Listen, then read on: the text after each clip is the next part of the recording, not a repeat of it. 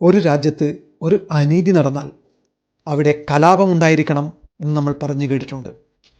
എന്താണ് ബംഗ്ലാദേശിൽ സംഭവിക്കുന്നത്? ഷെയ്ഖ് ഹസീന ബംഗ്ലാദേശ് പ്രധാനമന്ത്രി രാജിവെച്ചു. തുടർന്ന് അവർ ഇന്ത്യയിലേക്ക് പലായനം ചെയ്തു. ഇന്ത്യയിൽ നിന്നും ലണ്ടനിലേക്ക് പോകും എന്നാണ് ലഭ്യമാകുന്ന വിവരം. ഇങ്ങനെയൊരു കലാപഭൂമിയായി മാറാൻ എന്താണ് കാരണം?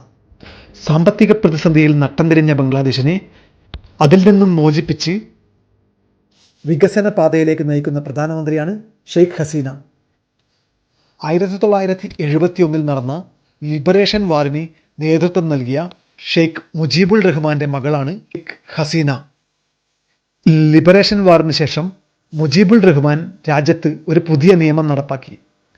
രാജ്യത്ത് 30% സർക്കാർ ജോലികൾ രാജ്യത്തിൻ്റെ സ്വാതന്ത്ര്യത്തിന് വേണ്ടി പോരാടിയ അവരുടെ കുടുംബങ്ങൾക്ക് വേണ്ടി മാറ്റിവെച്ചു. അത് പിന്നീട് മറ്റു പല കാരണങ്ങളാൽ നടപ്പിലാക്കാൻ പറ്റാതായി. 1972 മുജീബുൾ റഹ്മാൻ നിർമ്മിച്ച നിയമം നടപ്പിലാക്കാൻ 1996 അധികാരത്തിലെത്തിയ ഹസീന തീരുമാനിച്ചു.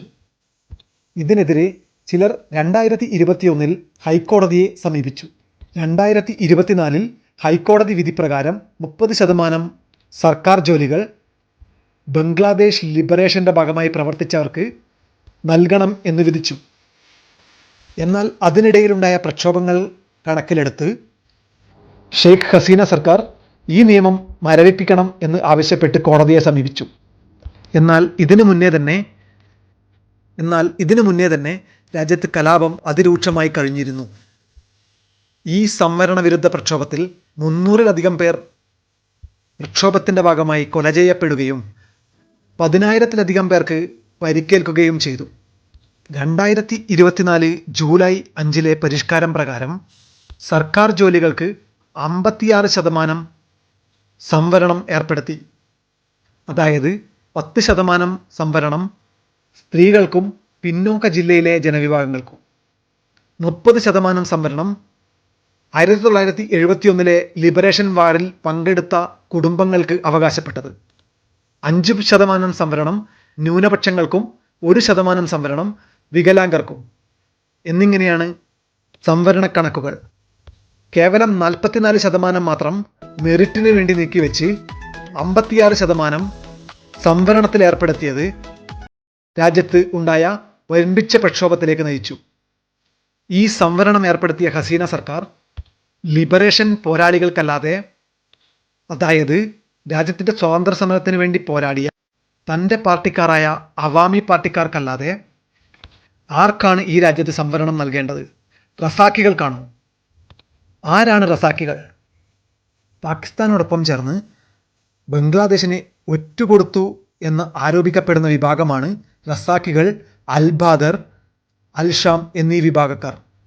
ഇവരെ രാജ്യദ്രോഹികളായി ബംഗ്ലാദേശിൽ കണക്കാക്കപ്പെടുന്നു.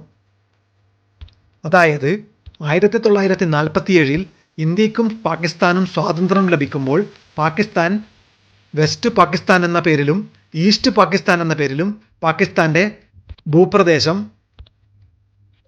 ഉണ്ടായിരുന്നു. അതായത് ഇപ്പോഴത്തെ പാകിസ്ഥാൻ വെസ്റ്റ് പാകിസ്ഥാനും ഇപ്പോഴത്തെ ബംഗ്ലാദേശ് ഈസ്റ്റ് പാകിസ്ഥാനും ആയിരുന്നു. അതായത് 1971 ഇന്ത്യയുടെ നേതൃത്വത്തിൽ 13 ദിവസം നടന്ന ഐതിഹാസികമായ യുദ്ധത്തിലൂടെ ബംഗ്ലാദേശ് സ്വാതന്ത്ര്യപ്രാപ്തിയിലെത്തി.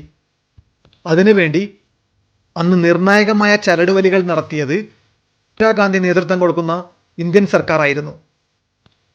എന്നാൽ സ്വാതന്ത്ര്യപ്രാപ്തിക്ക് ശേഷം നടപ്പാക്കിയ ഒരു നിയമം കാലങ്ങൾ കഴിഞ്ഞപ്പോൾ സ്വാതന്ത്ര്യാനന്തര ബംഗ്ലാദേശിലെ പ്രഥമ പ്രധാനമന്ത്രിയായ ഷെയ്ഖ് മുജീബുൾ റഹ്മാന്റെ മകൾ ഷെയ്ഖ് ഹസീന പ്രധാനമന്ത്രിയായിരിക്കുന്ന കാലത്ത് അവർക്ക് രാജ്യം വിട്ട് രക്ഷപ്പെട്ടോടേണ്ട അവസ്ഥ ഉണ്ടായി. ഞങ്ങൾക്ക് ഇനിയും പറയാനുണ്ട്. കാത്തിരിക്കൂ.